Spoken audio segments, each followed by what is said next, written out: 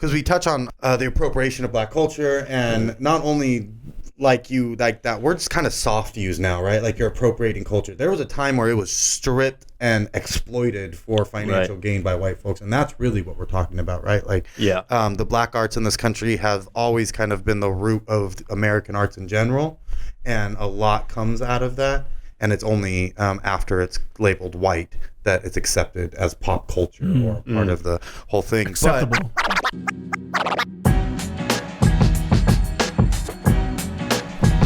Jay-Z and Kanye West weren't kidding when they said, "Watch the throne." Pretenders and usurpers abound looking to steal the crown. From LA to Tokyo, you already know. America will have its next great white hope, even if it has to be imported. Ooh. I don't care how fancy these MCs get. Hip-hop and American music have always been black. In the 1920s, Paul Whiteman ordained the king of jazz. His crown, a top hat, his scepter, a cane, his subjects, the American press, his sound, whiter than his name, Paul Whiteman. Just like Nick LaRocca, first jazz band leader ever recorded, claimed to have invented the music after hearing it playing on the keys of the pianos in the bars of Storyville, or maybe it was blaring from those horns of those saints marching in with Louis Armstrong. In the 1930s, Benny Goodman, the king of swing. In the 1950s, Elvis Presley, king of rock and roll, or simply the king. But most deaf saying, Elvis Presley ain't got no soul. Chuck Berry is rock and roll. You may dig on the Rolling Stones. But they didn't come up with that shit on their own. Neither did the Beatles. It came in the 40s from Louis Jordan with his jump blues, Sister Rosetta Tharpe shouting from the church pew, from the expert guitar timing of Gory Carter. The hours weren't counted until Bill Haley saying, "Rock around the clock." Haley, Presley, Goodman, Whiteman, LaRocca, so many kings. Maybe that's why Lord's saying, we could be royals, royals. White musicians have been royal in black music for quite some time. It should come as no surprise that blacks had to settle for lesser titles. The Duke of Earl or Ellington, that is settling for the honorable mention, just like Kendrick Lamar losing to Macklemore, best rap album of 2014. But when you ride with B.B. King, it is you who pull shotgun, even if you're Eric Clapton. Maybe that's why Eminem asked, why be a king when you can be a god? Hey. Well, Michael Jackson is still the undisputed king of pop, like Tupac and Biggie producing albums from beyond the grave, Ella Fitzgerald, the queen of jazz, Aretha Franklin, the queen of soul, James Brown, the king of soul, Ms. Lauryn Hill, never given her title, the throne up for grabs. Each article, each nomination, each award, each sale is theft. There is no such thing as post-racial music in a post-racial America. There is truth, there is history, a line of succession, and there is robbery. Kings and queens, who will be next to sit? Watch the throne. Hey, let's go, David Romero. Hey, That's welcome right. back to the Pen Clique. Yeah. Oh. All right, we got our presidential treatment with the blazer and the presidential Pen Clique pin, nice. Exclusive only for guests. And you might find us, somewhere in open mic with the pop-ups, but you never know. That's right. That's the only way to get it. It's good to be back. Facts. Yep. And that means he's familiar with how the show runs. Hey. Yep. Bringing us into the first segment of the show, Threads and Lines. Graphic. This is all first verse.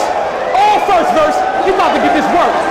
Threads and Lines is where we investigate what are the threads of life experiences that forge lines of poetry. Mr. Daniel Hees, you want to kick us off with what you got from the piece? I like how you almost went through, because we touch on the appropriation of Black culture, and not only that word's kind of soft to use now, right? Like you're appropriating culture. There was a time where it was stripped and exploited for financial gain by white folks, and that's really what we're talking about, right? Like, the Black arts in this country have always kind of been the root of American arts in general, and a lot comes out of that, and it's only after it's labeled white that it's accepted as pop culture or part of the whole thing. Acceptable.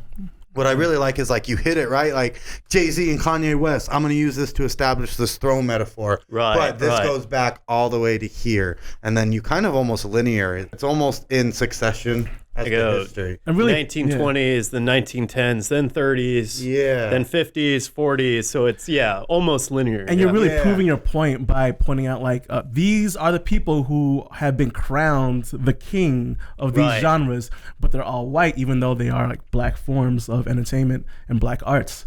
Yeah, where Little Richard's the king of rock and roll. Yeah, that's that whole idea, because I wanted to write a couple of years ago when I wrote this poem, cultural appropriation was a hot topic that a lot of people were debating You wrote this in and discussing. 2014?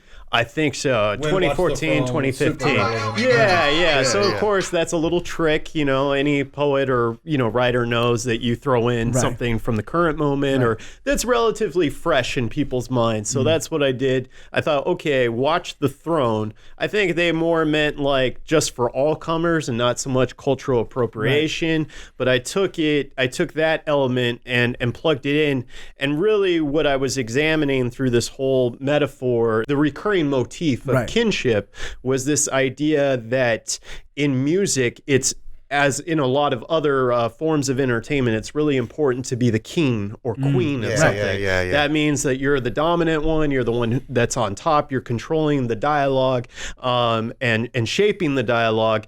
And what I found really interesting in hip hop is that a lot of people would assert, I'm the king. Right. I'm the king, watch out. And it was almost Yeah. like it's almost like a revolving door in hip hop, as to where it was like Elvis Presley was the king of rock and roll, And that was the end of that discussion. Rock and roll, like as a whole, was like, yeah, that's Yeah. true. You know what I'm saying? Like, oh, really though? Like, even that's the frustrating thing about rock and roll was it's like y'all know.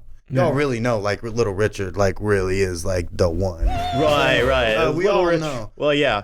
So crediting Little Richard, Chuck Berry, and then it originates in rhythm and blues and jump blues and But it folk stops and with country. Elvis. As opposed to like hip hop, where it was from the very beginning, this revolving door. It was Right, like this right. Game of Thrones-esque like battle for the throne. There has never really been crowned a unanimous decision on who the king of hip hop is. Yeah, for and example. I And mean, right, I it's think like Tupac, what's interesting but about like the hip it's hop Tupac, culture. but it's Well, Tupac, yeah, okay. but Tupac or Biggie. Anyway. yeah. But even then, though, there's acceptable answers in the hip hop community. Right. Right. If I hit you and I'm like, "Who's the GOAT?" and you're like, "Nasir Jones," I'm gonna be like, "Yes, sir, you're right." You know what I'm saying? Even though I fucking disagree. Even though like there are I people. mean, that's what a Right, top. just along it, That's why like it's a top 10 five or discussion, something. right? Yeah, top yeah, 5, yeah, top yeah. 10, yeah. It's interesting that in hip hop culture, it's like we see time and again how black arts have get co-opted by white artists, and then suddenly they become the face of As the hip-hop entire is genre. now. Yeah. But the thing with hip hop is that like you can't really say concrete in stone, this one rapper is king and will always be king of hip hop. Yeah, Right. Because also like the competitive nature of hip hop, where like battling is a Yeah. thing, and like if you say you're champion, okay, well we could put that to the test. Yeah, Right. So it's a very interesting way of self-regulation for the culture to like keep it on its toes of like oh like by the way like this still is like no one's ever gonna like question that this was a black art. Well, and it also stopped working. The trick stopped working. You know, like there was a point right. where the industry couldn't stop discrediting or giving credit to white artists. It was like, oh no, the black artists are here. They're doing it. They're out there. We can't do with hip hop what they did with jazz. what they did. Right. This is a different kind of thing. Hip hop is almost the one black art form in this country that is still completely based on like realness and soul and your ability to be a part of this culture and this thing. or the And also portrayal of realness though. The Because dynamics even- of ownership are wildly different Yes, than they were for absolutely, jazz. absolutely. Like, and bringing up Nick LaRocca and the first jazz band leader ever recorded, the significance of that is that because he has the first jazz recording, He gets credited. he gets credited as being the inventor of jazz. But where you look at hip hop producers completely change the game in the music industry by, producing their own music, Yeah, well- having ownership of it, and being able to put out other artists, which gave them the claim and the ground to keep building an industry out and of be it. seen while doing it instead of. But So I it's don't not think it only would lend that question itself, of selling out to the huge mainstream white record label. Yeah, there are word. so many more options now available to black artists to produce their own music and be their own force. Right. Like the democratization effect from the internet. Like fuck you, I'm just gonna upload all my shit to SoundCloud. Fuck you gonna do about it. Right. And that's what's dope about this generation. But also in this generation, like we see that like the younger generation, like more and more are starting to listen to EDM. Yeah, absolutely. You know, like electro and techno and house. But what I always find interesting is like when I talk to like young coworkers, you know, like junior designers, whatever, you know, in the early 20s, and ask them like, oh, what do you listen to? And they say, oh, like EDM, mostly EDM and house and stuff. Oh, okay, cool. Like who do you follow? And they list off a bunch of like European and white American house artists. It's like, oh, like you know that like this is from like the hood in Chicago, or Baltimore, you know, beat music like that's from like black neighborhoods. And they're like no, like they almost look at it like disbelief. No, it's not. Fuck, like people are over diversifying, like rewriting history. Like no, and then I'll pull up like a clip on YouTube of like 2000s era like juke battles with like dudes in oversized fitted hats that go over their ears and like big ass throwback jerseys and like just juking their asses off to house music. Like bro, like this was like the real shit, and like just seeing their minds get blown. It's crazy that like an art form that, you know, proceeds hip hop, starting to flip that way. Where like oh, it's like slowly without people calling out and preserving like the history of EDM's origins, like people are starting to like see who are the current faces of EDM and start attributing it to like, you know, mostly white artists and building a false history based on that and a narrative that fits false whatever history they want it to be. Going to that, like later in your poem, you mentioned like the whole Kendrick Lamar lost to Macklemore in 2014. Hey, let's go! Shots fired. Okay, so we see you. So we all know that like Good Kid, Mad City was should have been like the top rap album that year. Right. I think even the album is a hint to what was going on. Right. The heist. Yeah, absolutely. It's not a concept album. Doesn't have to do anything with the heist. But, you know, like I think he knew what he was doing. No discredit to Macklemore because, you know, he has put in like his time in the Seattle scene. Don't forget scene. Ryan Lewis. Even though like because we are living like in that era of the culture, like we know better, that we know that like Kendrick should have got that. But as time goes on, you know, 50 years from now, like kids in the future will only have like, you know, like records, like text records and video records. And like, who won Macklemore? Who's the best rapper in 2014? And if that was in their homework, they could put Macklemore, and they could be right because that's what the text of the history shows. Well, the one thing though, and correct me if I'm wrong, David, but the one thing that I got from this piece that I also have a similar experience with was finding hip hop, was finding rock and roll, and then finding where that comes from and doing that work and figuring out those names. And like Kendrick, like some of these names on this list, the quality of their work is what will push them through history, as opposed to these kids that will see Macklemore.